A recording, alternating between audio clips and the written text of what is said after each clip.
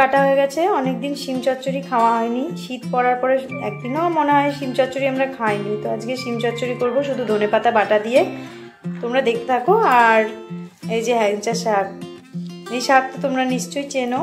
এই শাকগুলো অনেক কয়দিন হয়েছে কেনা হয়েছিল, একটু হলুদ হলুদ টাইপের হয়ে গেছে, কিন্তু এই শাক আমরা আলু দিয়ে সেদ্ধ করে একটুখানি সর্ষের তেল নুন দিয়ে মাখা করে। কাল রাত্রিরে ননদিনী একটু পিঠে পাঠিয়েছিল, বাসি বলে আজকে দেখো সুন্দর জমে গেছে। বাসি পিঠেই বেশি খেতে ভালো লাগে। শান স্কুল দিয়ে এসে বলছে আমি পিঠে খাবো, কাল রাত্রিরে পিসিমণি পিঠে পাঠিয়েছে, আমি পিঠে খাইনি। তো ঠিক আছে, তুই পিঠেই খা, আর ভাত খেতে হবে না। ওকে পিঠে কটা দিয়ে দিই, আমরা খেয়েছি কালকে রাত্রিরেই, ওর জন্যই রাখা ছিল এই কটা। কাটা শিমগুলো ভালো করে ধুয়ে নুন দিয়ে জল দিয়ে একটু ভাপাতে বসিয়ে দিয়েছি, হালকা একটু ভাপিয়ে নেব, তারপরে শিম চচ্চড়িটা রান্না করব। ফুটে গেছে, এই যে এরকম টকবগিয়ে ফুটলেই বন্ধ করে দিতে হবে, নাহলে বেশি ফুটে গেলে, নরম বেশি হয়ে গেলে সেটা মশলা দিয়ে কষাতে খুব অসুবিধা হয়ে যাবে। এখন বন্ধ করে দেবো, দিয়ে জলটা ছেঁকে নেবো শিমের। শিম চচ্চড়ির জন্য সর্ষে বেটে নেবো, একটু সাদা সর্ষে নেবো আর একটু কালো সর্ষে নেবো। এইটুকু কালো সর্ষে আর একটুখানি সাদা সর্ষে, দুটো মিশিয়ে বেটে নেবো।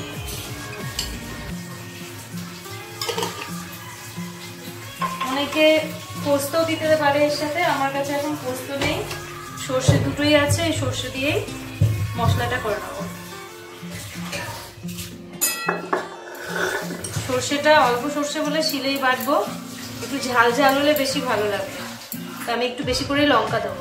ছোটবেলা দিয়ে শুনি মা ঠাকুমারা বলে সর্ষে নাকি এক ডলাতেই, মানে দ্বিতীয়বার না বেটে একবারে বেটে নিলেই সর্ষেতে ঝাঁঝ আর স্বাদটা বেশি ভালো হয়। তো আমিও চেষ্টা করছি এক বাটাতেই যেন হয়ে যায়, দ্বিতীয়বার যেন আমাকে না বাটতে হয়, যার জন্য একটু আস্তে আস্তে ভালো করে বাটছি। সর্ষে লঙ্কা বাটা হয়ে গেল, এবার একটুখানি ধনেপাতা বেটে নেবো, যেটা শিম চচ্চড়িতে এটাও লাগবে।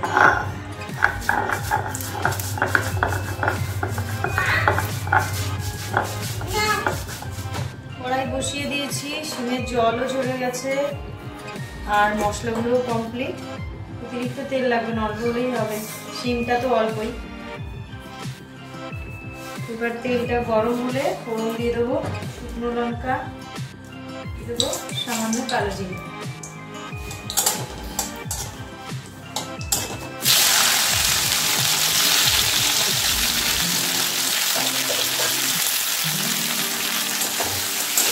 এগুলো একটুখানি ভাজা ভাজা হয়ে গেলেই আমি সর্ষে বাটাটা এর মধ্যে দিয়ে দেবো। এক সাইডে তাকে ভাত বসিয়ে দিয়েছি, ভাতটা ফুটে উঠেছে, ভাজা ভাজা হয়ে এসছে। এইবারে আমি দিয়ে দেবো টমেটো। লাল আর সবুজের কালারটা কত সুন্দর লাগছে। আবার 2 মিনিট একটুখানি নাড়িয়ে চাড়িয়ে তারপরে সর্ষে বাটাটা দিয়ে দেবো। ভাতও ফুটে উঠেছে, দুপাশে রান্না বসিয়ে দিয়েছি যাতে তাড়াতাড়ি হয়ে যায়, অনেক বেলা হয়ে গেছে। হয়ে গেল 2 মিনিট, এবার দিয়ে দেবো সর্ষে লঙ্কা বাটা আর দেবো 2টো গোটা লঙ্কা।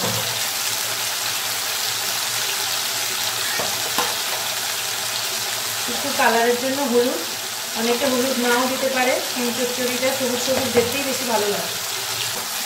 একদম শুকনো শুকনো হবে, ঝাল ঝাল টক টক।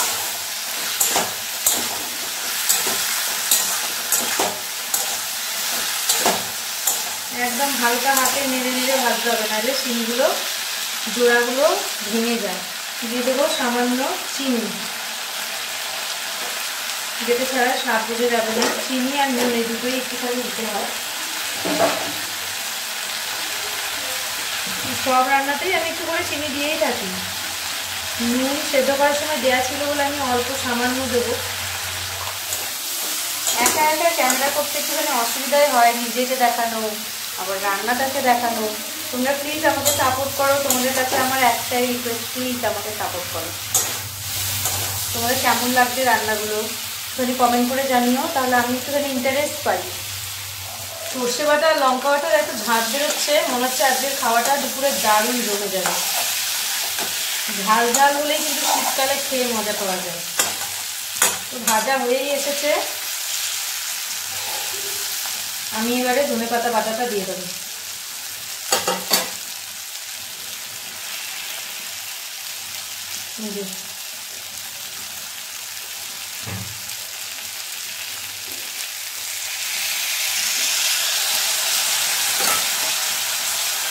এবার নাড়িয়ে চাড়িয়ে সবকটা সিমের গায়ে যেন ধনেপাতার বাটাটা লেগে যায়, এরকমভাবে আস্তে আস্তে নাড়িয়ে চাড়িয়ে দেবো। যা সুন্দর গন্ধ বেরোচ্ছে না, তোমরাও বাড়িতে বানিয়ে খাবে, তাহলে বুঝতে পারবে হ্যাঁ সত্যি খুব জিনিসটা টেস্টি হয়। গরম গরম শুকনো শুকনো ভাতে মেখে খেলে মুখের রুচি ফিরে আসে। আমার শিম চচ্চড়ি রেডি। অনেকে চাইলে যদি আরও বেশি ঝাল খায়, এই জন্য গোটা গোটা লঙ্কা দেওয়া থাকে, তারা এই লঙ্কাটা তার মধ্যে চটকে নিলে ভাতের মধ্যে হয়ে যায়। আর অনেকে চায় কাঁচা লঙ্কা নয় শুকনো লঙ্কা, তাহলে পরে এই শুকনো লঙ্কাগুলো ভাতে ডলে খেতে পারে। সব ধরনের ব্যবস্থাই শিম চচ্চড়ির মধ্যে করা থাকলো। তো চলো, শিম চচ্চড়ি হয়ে গেছে, এরপরে আর কি কি রান্না করব দেখি, তোমার সঙ্গে সব কিছুই আজকে শেয়ার করবো। এই যে এই হ্যাংচে শাক এবার ইসেতে সেদ্ধ বসিয়ে দেবো কুকারে। আমি অল্প 1 ছিটা জল দিয়েছি, আর আলুর সাথে সেদ্ধ বসাবো। এই যে আলুগুলো, এটা খুব হেলদি খাওয়া। এই আলুগুলো একদম ছোটো ছোটো পিস পিস করে কাটা, যাতে আলু আর শাক অল্প জলেই সুন্দর সেদ্ধ হয়ে যায়। এটাকে আমরা একটুখানি সামান্য কাঁচা তেল আর নুন দিয়ে মাখবো, মেখে ভাতের সাথে খাবো। এটাও খাওয়া খুব ভালো, আমরা তো খাই, খুব ভালো লাগে। একটুখানি নুন দিয়ে দেবো, ব্যাস হয়ে গেল।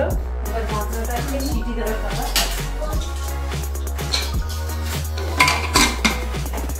একটা সিটি করলেই আলু আর হ্যাংচা শাক সেদ্ধ হয়ে যাবে। আর এই যে মাছের জন্য আলু কাটা হয়ে গেছে। কি মাছ রান্না করব, 2 ধরনের তো মাছ দেখলে তোমরা, কাটলাম সকালে ভোলা মাছ আর আমুদি মাছ। আমুদি মাছটা রেখে দেবো, ভোলা মাছটাই রান্না করবো। নুন হলুদ মাখানো হয়ে গেছে, ভোলা মাছগুলো রাখবো, আর আমুদি মাছটা আমি ফ্রিজে রেখে দেবো টিফিন করবো। এদিকে কুকারে সিটি পড়ুক, ততক্ষণ আমি মাছের জন্য মশলাটা বেটে নিই। মাছের জন্য আলু সেদ্ধ বসিয়ে দিয়েছি নুন দিয়ে, ভাত কর দিয়ে দিয়েছি। মাছের মশলাটা করে নিই, শুধু জিরে আর লঙ্কা নিয়েছি অল্প কয়টা, কেন শান খাবে মাছের তরকারি, ও বেশি ঝাল হলে আবার খেতে পারে না, তো মাছে একটু অল্প ঝাল দেবো। গোটা গোটা লঙ্কা দিয়ে দেবো আমাদের জন্য। কখনো সময় থাকে না, তখন আমরা মিক্সিতেই মশলা করি। আজকে একটুখানি হাতে টাইম আছে বলে আমি শিলে মশলাটা বাটবো। সত্যি শিলে বাটলে, শিলে বাটার টেস্টই আলাদা রকম। আলু সেদ্ধ হয়ে গেছে, আর এইদিকে দেখো হ্যাংচা আলু সেদ্ধটা, জল একদম অল্প দিয়েছিলাম বলে শাকগুলো সুন্দর সেদ্ধ হয়েছে। আর আলু এর মধ্যে সামান্য সর্ষের তেল দিয়ে আর নুন লাগলে নুন দিয়ে মেখে নেবো। অনেকে কাঁচা পেঁয়াজ দিতে পারো, তবে আমার শাশুড়ি মা খাবেন, উনি তো নিরামিষ খান, আমি কাঁচা পেঁয়াজ দেবো না। কড়াই বসিয়ে দিচ্ছি, তেল গরম করতে দিই, মাছ ভাজবো।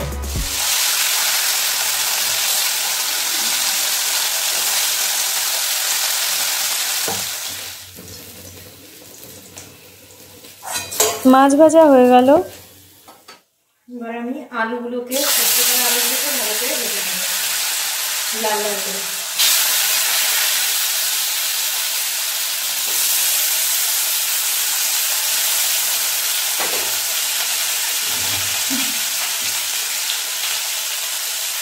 হলুদ দেবো, নুন দেবো না, সেদ্ধ করার সময় নুন দিয়ে দিয়েছি একবারে, শুধু একটু হলুদ দিয়ে ভেজে নেব। জিরে ফোড়ন দিয়ে দেবো,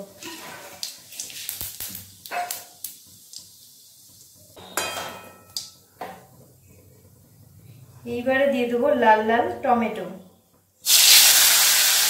পিস করে কেটে রেখেছিলাম।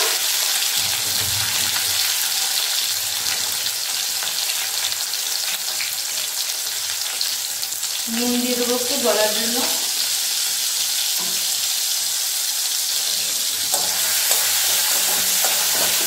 দেশি টমেটো বেশিক্ষণ লাগবেও না বলতে, মশলা করতে করতেই গলে যাবে। এবার আমার বেটে রাখা জিরে লঙ্কা তার মধ্যে দিয়ে দিয়েছিলাম হলুদ গুঁড়ো, নুন আর চিনি। তো এবার মশলাটা এর মধ্যে দিয়ে দেবো।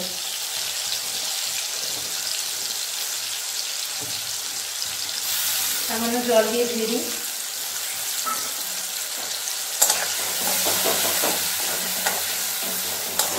আমি মশলাটাকে করতে থাকি, তোমরা প্লিজ সাবস্ক্রাইব করে দাও চ্যানেলটাকে।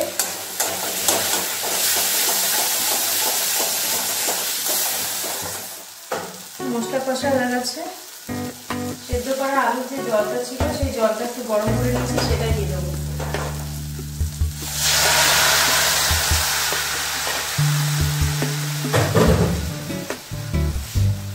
গরম করা জল ছিল বলে দিতে দিতে সাথে সাথে ফুটতে শুরু করে দিয়েছে।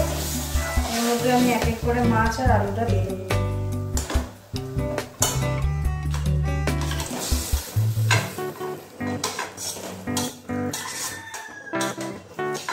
যেহেতু মাছটা আমি গামাখা করে রান্না করবো, তাই জলটা অল্পই দিয়েছি। মানে এইসব মাছের ঝোলটা বেশ ভালো লাগে না অতটা, ঝোল লাগলে একটু ঝোল দেওয়া যেতে পারে যারা শুকনো খেতে পারে না।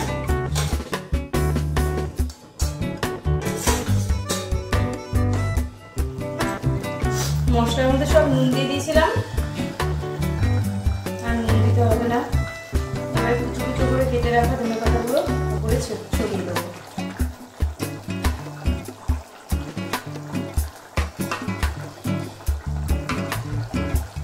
মাছের সঙ্গে সঙ্গে ধনেপাতা ফুটে, মাছের সাথে যে ধনেপাতার সেন্টটা, যেহেতু চালানি মাছ, সুন্দর একটা গন্ধ বেরোবে। ততক্ষণ ফুটুক। বেলা প্রায় 12:30 পৌনে 1 মতো বাজে। ছেলেটাকে স্নান করিয়ে আসি।